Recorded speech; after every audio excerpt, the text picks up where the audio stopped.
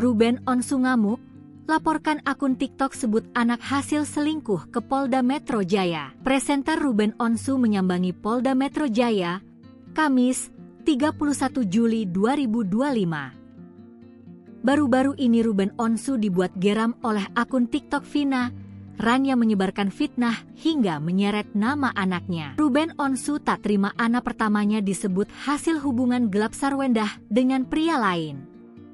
Bahkan akun tersebut juga menampilkan wajah anak Ruben Onsu dan Sarwendah hingga disertai narasi soal perselingkuhan. Kini Ruben Onsu mendatangi Polda Metro Jaya ditemani oleh kuasa hukumnya, Minola Sebayang.